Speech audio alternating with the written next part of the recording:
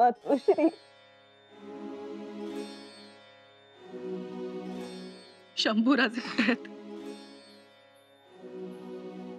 ते सातारच्या किल्ल्याकडे रवाना झाले. ही काय खबर आहे हो? हवा पालटासाठी गेले आणि पुन्हा आजारी पडले.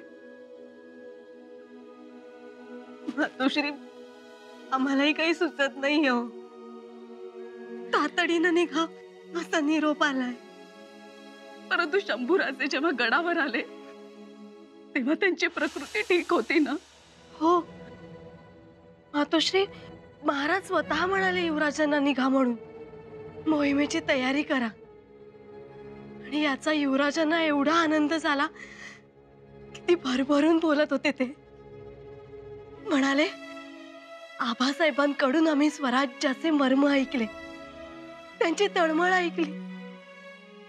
आम्हाला म्हणाले, सूर्य उगवेल, चंद्र मावळेल, महिने सरतील, शतके जातील येतील, परंतु आपले आबासाहेब राहतील.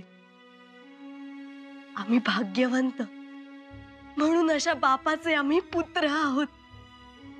महाराज आम्हाला म्हणाले, आम्ही एकत्रित बसलो, एकत्रित थाळा घेतला, गप्पा झाल्या. आम्ही ठणठणीत आहोत म्हणून तुम्ही निघा. म्हणून निघाले हो युवराज. मातोश्री, तरी त्यांचा पाय निघत नव्हताच. पण मग असा निरोप का आला? आमची तर कंबरच बसली. आम्हालाही काय करावं काही सुचतच नाहीये हो. सुनबाई, वर्दी द्या, चंद्रेवर वर्दी द्या. सांगा, आमचा मेणा तयार ठेवा. आता आम्ही गडावर नाही थांबू शकत. महाराजांना बघितल्याशिवाय आम्ही पाणीही पिणार नाही. मातोश्री, आम्हीही येणार तुमच्या सोबत. येणार असाल तर जशा असाल तशा चला. आम्ही जशा असू तशा येऊ. चला. बाईसाहेब, थोरल्या महाली बोलावणं आलंय.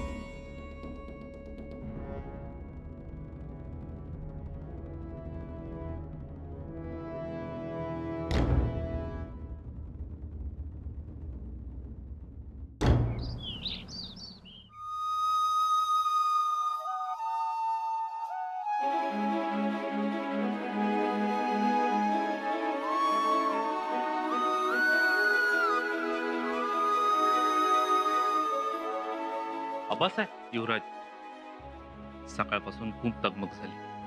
आता एवढ्यात डोळा लागलाय. आता ठीक आहे ना प्रकृती?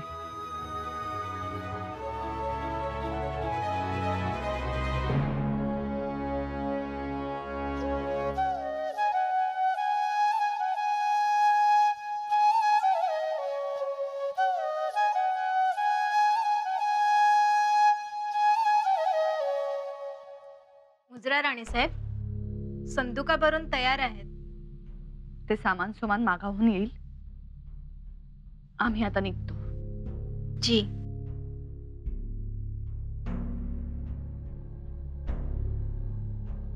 थोरल्या पैसे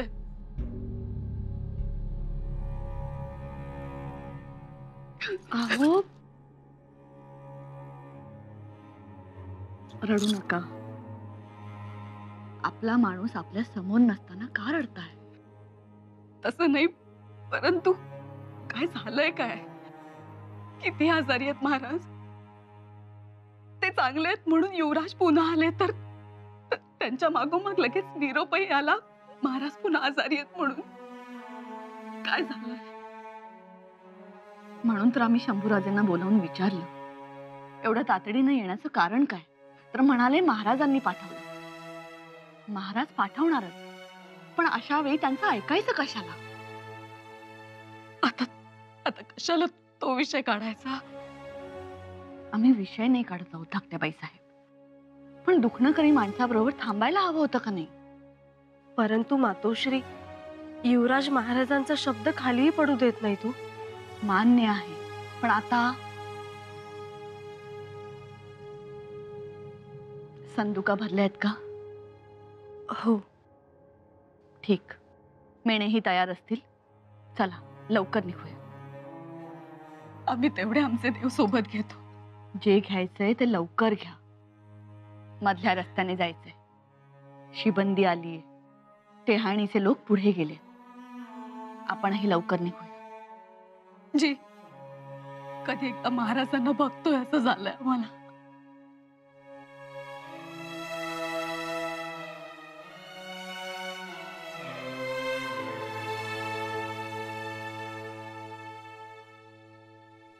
आमच्याही हातापायाचं बळ चाललंय आता. येतो आम्ही मातोश्री.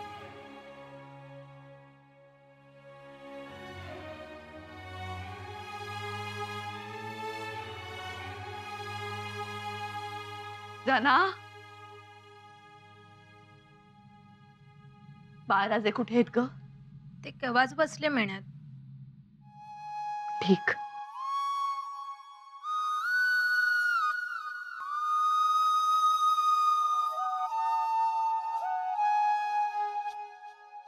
वैद्यराज थांबावे. वैद्यबुवा, वैद्यबुवा, आमचे आबासाहेब. बोला युवराज. आबासाहेब चांगले व्हायला हवेत. काही झालं तरी आमचे आबासाहेब. आमचे शर्थीचे प्रयत्न चालू आहेत युवराज. त्याची खात्री आहेच, पण आबासाहेबांच्या जीवाचा अपाय होता कामा नये. आमच्या हातात जे काही आहे ते सर्व पणास लावतोय आम्ही. वैद्यबुवा, युवराज, आम्हाला जाऊ दे. घाई आहे. मात्रा आणि चाटण बनवायचंय. वैद्यबुवा, काय झालंय का आमच्या आबासाहेबांना ते तरी सांगा. युवराज, वैद्यबुवा, ऐकण्याची तयारी आहे आमची. सांगा. विषबाधा.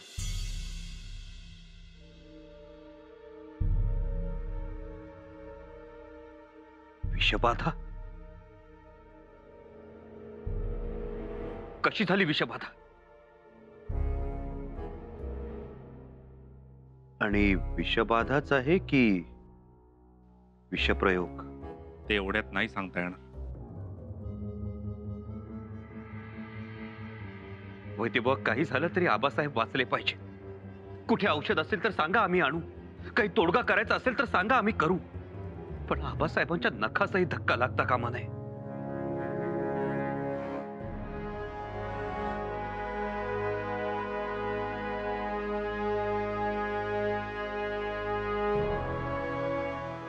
जगदंब.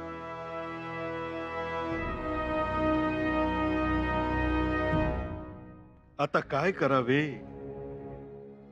मला तर काही सुचनासं झालंय. माझी ही 30 तरा झाली आहे. अहो हो, तोंडचे पाणी पळाले हो. जगदीश्वरा, काय पुढे आणलेस रे? पण नेमकी परिस्थिती काय आहे? म्हणजे नक्की निरोप काय आहे?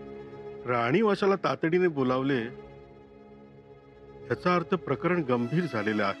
राणी वसा गेला. तयारी सुरू झाली आहे निघायची. सगळेच अवघड झाले आहे. फारच अवघड. पण हे सगळे युवराजांमुळे. ते जबाबदार या सगळ्या गोष्टीस. त्यांचा काय दोष? ते कसे काय जबाबदार? आता हेच बघा ना, अचानक जातात काय, अचानक येतात काय. वडील आहेत तुमचे मान्य, पण आमचेही ते छत्रपती आहेत.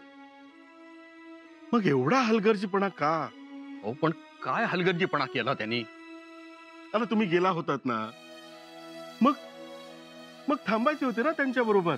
हे आले लगोलग गडावर, देत बसले आदेश, देत राहिले हुकूम. फौज बोलवा, पत्र खलिते लिहा, तलवारीना धारी लावा. इकडे जय्यत तयारी, पण मागे माणूस जायबंदी. म्हणजे शंभूराजांची पळापळ नडली तर? पण तर काय बोलताय? अहो, संकट आलंय आपल्यावर. त्यातून बाहेर पडायचं बघणार का कशामुळे काय झालं याचाच फट भरवणार तुम्ही? अहो चिटणीस, शंभूराजे एकटे आहेत. कुटुंब कवीला घाबरलाय. हो, त्यांना आधार द्यायची गरज आहे. इथं काळजाचा ठाव सोडून काय उपयोग आहे? आणि तर्क वितर्क कशासाठी? हो, त्यामुळे काय साध्य होणार आहे? अहो, तर्क वितर्क नाही हो. तुम्ही आता महाराजांच्या जवळ असणं गरजेचं आहे. अहो चिटणीस, आमची घोडी जिन कसून तयार आहेत. घोड्यावर स्वार होण्यापूर्वी गडाची व्यवस्था नीट लावून मगच बाहेर पडावं लागतं. आम्ही निघालोय चिटणीस.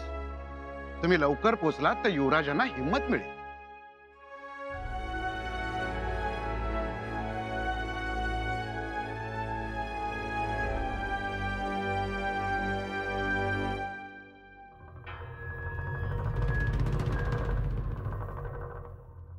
न्याहारी काय दिली होती? न्यारी महाराजांना न्याहारी काय दिली होती? तुपातली खिचडी दिली. तूप कुठून आणलं होतं? रायगडावरनं येताना जे जिन्नस आणलं होतं त्यात होतं तूप. त्यानंतर काय घेतलं महाराजांनी? दूध दिलं. गडावर दूध कुठून येतं? कोणी आणलं होतं? ते मला ठाव नाही. युवराज, पायथ्यासनी दूध घेऊन येतात लोक नेहमी परमानं. कधी येतं दूध? धी सुगावला की दूध घेऊन येतात लोक.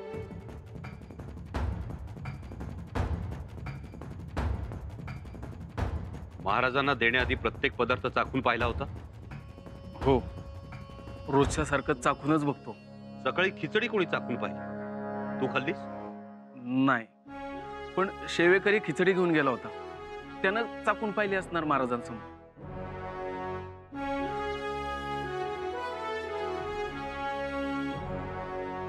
कोण गेलं होतं खिचडी घेऊन? मी. दूध खिचडी खाऊन दाखवलं महाराजांना? मी. युवराज, ते माझे काम नाही.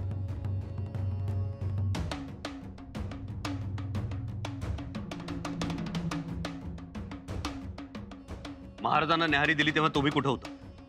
सकाळी पहारा बदलायला गेलो होतो. गडकरी, तुम्ही पहारे बदलायला जाता, खानसामा पदार्थ चाखून बघत नाही आणि सेवक आपली जबाबदारी छटकतो. काय चाललंय काय हे? पण मी सांगितलं होतं, मी आल्या बेगेर न्याहारी देऊ नका म्हणून. सांगितलं होतं का नाही रे? विचारा. खानसाम्याला नजर कैदेत ठेवा आणि सेवक वर्गाला गिरफ्तार करा. युवराज, खामोश! का आणि कशासाठी म्हणून हलगर्जीपणा केला? आज काही बोलत नाही, सर्वांची मायेनं वागतात, सर्वांना पोटाशी धरतात म्हणून कुचराई केली. याद राखा, जर काही कमी जास्त झालं तर तुमची खैर नाही. तुम्हाला कोणीही वाचवू शकणार नाही. आमची शमशेर तुमची कर्तन मारल्याखेरीज राहणार नाही. गडकरी. जी युवराज. आमच्या परवानगीशिवाय एकही मनुष्य गड उतार होणार नाही. भगवंता, हा काय निरोप घेऊन आलास? काय चुकलंय आमच्याकडून? अष्टौ प्रहर तुझी सेवा केली, चंदन उगाळून हाताला घट्टे आले आमच्या. तुझ्या देव्हाऱ्यातला दिवा कधीच विझू दिला नाही. अखंड नंदादीप तेवत ठेवला. कशात उणे पडलो आम्ही म्हणून असा सांगावा ऐकावा लागला. पायाखालची धरणी दुभंगून गेली आमच्या. तरीही भगवंता, तुम्ही खूप समजून असा. काही अपाय झाला आमच्या स्वारींना तर आम्ही तुमच्या ताराला धडका घेऊन तुमची पायरी रक्तलाल करू. तुम्ही नीट ऐकून ठेवा.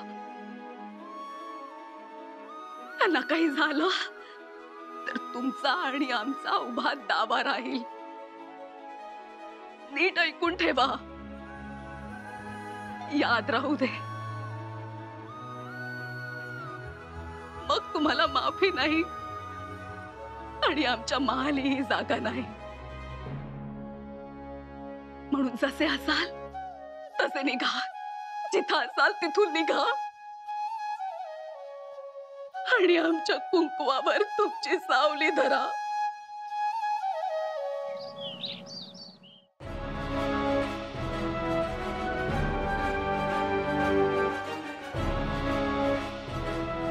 युवराज, महाराजांच्या पोटात पाणी राहील, सारख्या उलट्या करतायत, कसं तरी करतायत महाराज. चला.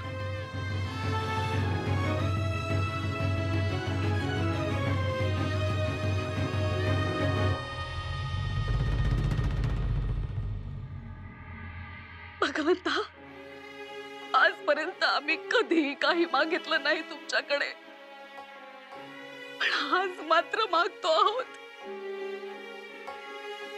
या पुतळाला दुसरं काही नको.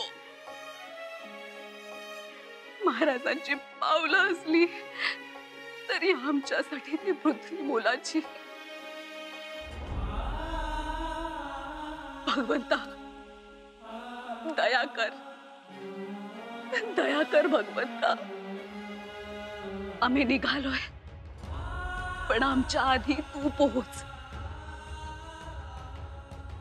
रक्षण कर भगवंता, महाराजांचं रक्षण कर.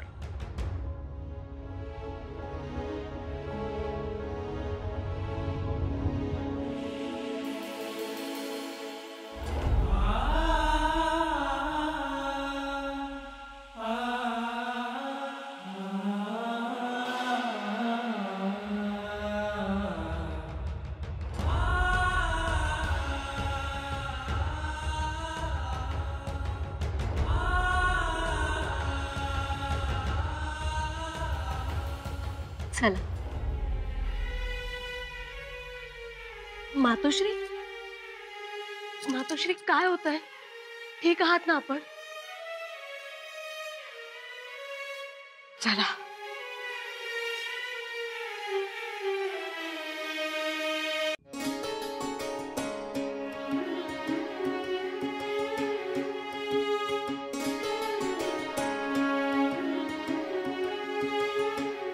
वैद्यराज, पुन्हा उलटी झाली. पोटात काही राहतच नाही. एवढं चाटण जरी दिलं तरी फरक पडेल.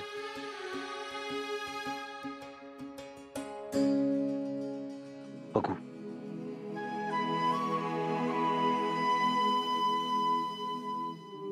आबा, आबा, आम्ही आलोय. शूर आबांचा शूर बच्चा आलाय.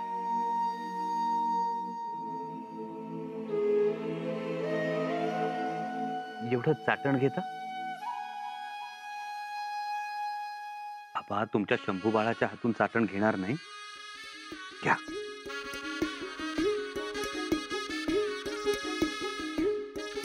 ओठाच्या आत ढकला हळूवार.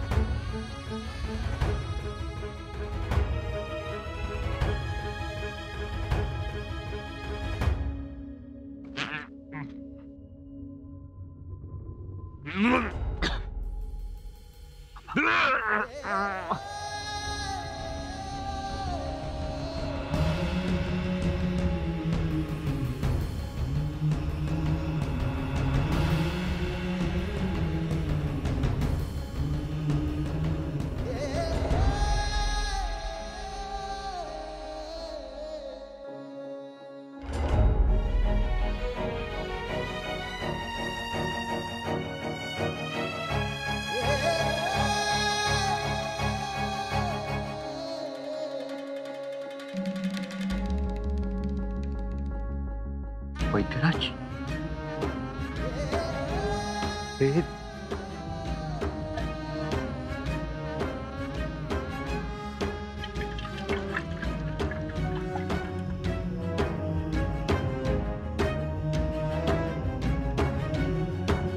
क्षमा असावी युवराज.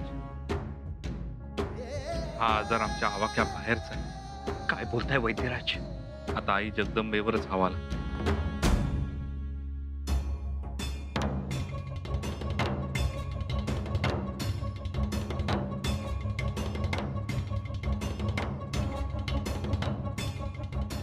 वा